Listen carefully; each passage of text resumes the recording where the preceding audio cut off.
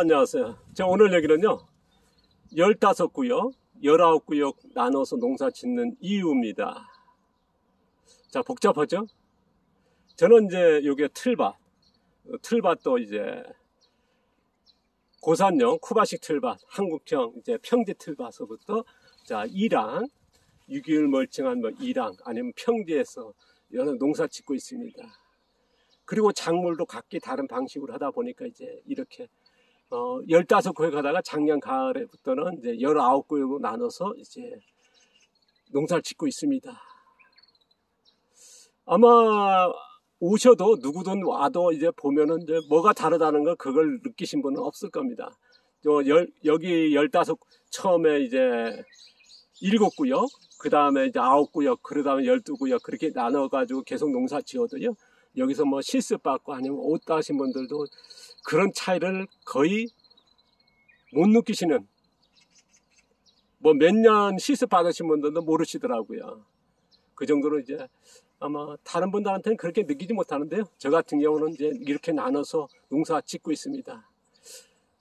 저는 이제 농사 짓는 목적이 뭐냐면 유해독이 없으면서 흙의 양분을 최단으로 생산해보자. 농산물 통해서죠. 뭐 그런 거를 이제 지향하다 보니까 이제 제일 문제가 뭐냐, 우리가 4대 기술랑 경작. 그럼 경작을 어떻게 할 거냐? 4번, 5번 양분을 어떻게 해결할 거냐? 6번 잡초는 어떻게 해야 할 거냐? 7번 병해충을 어떻게 해결할 거냐? 이제 이런 것들이 이제 제가 풀고 싶은, 뭐 병해충 7번 같은 경우는 이제 농약 쓰면 쉽게 되는 방법도 있겠습니다만 그걸 안 쓰는 거 어떻게 할 거냐? 잡초 같은 건 뭐 제초제라든가 아니면 잡초 매든가 하면 되지 않습니까? 그런데 그걸 안 하고 어떻게 할 거냐? 그 양분, 뭐 우리가 이제 시판되는 화학비라든가 반려태비, 유기질 비료 많이 나오지 않습니까? 뭐 이런 거는 작물용 비료를 안 써서 작물을 어떻게 키워볼 거냐? 4번 경작. 우리가 이제 미끄러먹고 밭가리에서 농사 지었어요. 그러면 그거를 토양에서 어떻게 작물을 심고 어떻게 할 거냐 하는 게 이제 저의 궁금증이며 해결 방법을 찾는 겁니다. 4번 같은 경우는요, 저는 이제 뭐 우리가 미끄러먹고 밭가리 하는 게 이제 보편적입니다만 저는 밭가리 하는 쪽으로 하니까 이제 해결되는 거고요.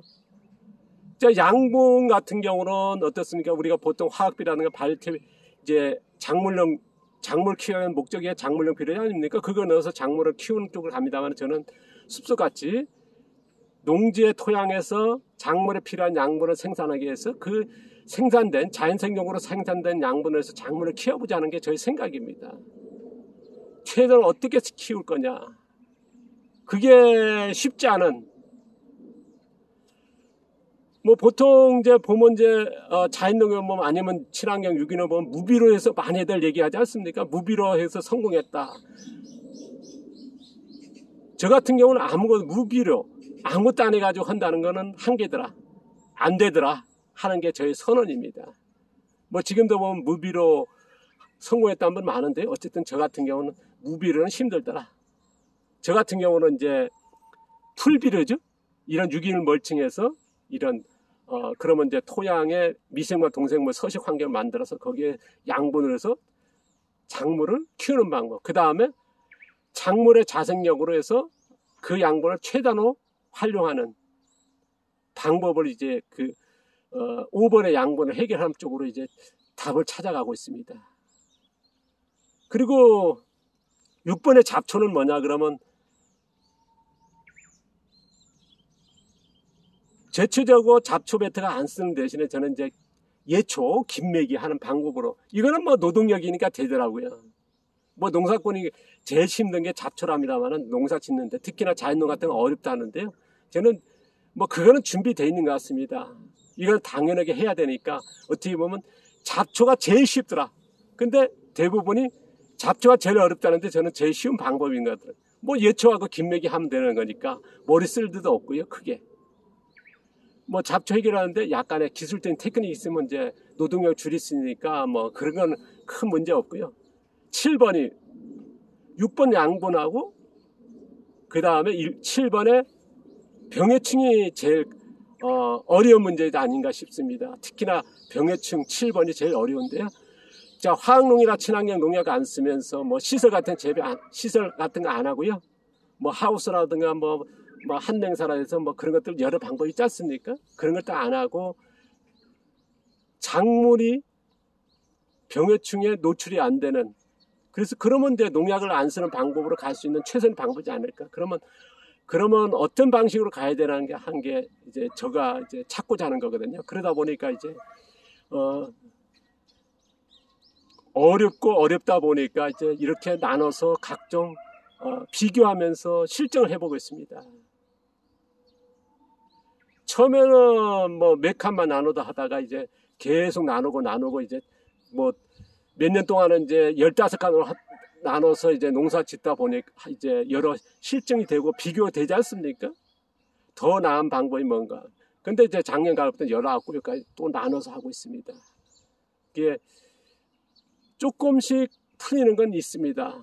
그러나 이것이 정답이다 할 수는 없습니다만 어쨌든 복잡성이 있습니다. 19그루를 나누니까요. 각기 달라야 되니까요. 다르게 또 해야 이제 연구 뭐랄까요, 비교가 되니까 방법이 제가 이제 궁금한, 아까 경작 같은 거는 거의 답을 찾아간 것 같고요. 뭐 바깥 안 하면 되는 방법이고 안 했을 때 어떻게 하냐는 거, 그거는 뭐 제가 이제 계속 설명해 왔고요. 그 다음에 잡초는 6번 잡초 같은 거는 뭐 예초와 긴밀기 하면 되고요. 그거를 또 기술적으로 하면 된다는 거, 그러니까 아주 쉬운 거고요. 제일 문제가 양분과 그 다음에 병해충입니다. 그러니까 지금 6번의 양분, 7번의 병해충, 이게 지금 딜레마면서 어쨌든 조금 눈을 뜨고는 있습니다. 그러다 보니까 이제 15그루, 19그루 또 나누게 된 계기도 됩니다만은 어쨌든 이런 것 해결하기 위해서 이렇게 복잡하고 저한테는 노동력도 많이 들고 또 시간도 많이 뺏기고 여러 가지 있죠.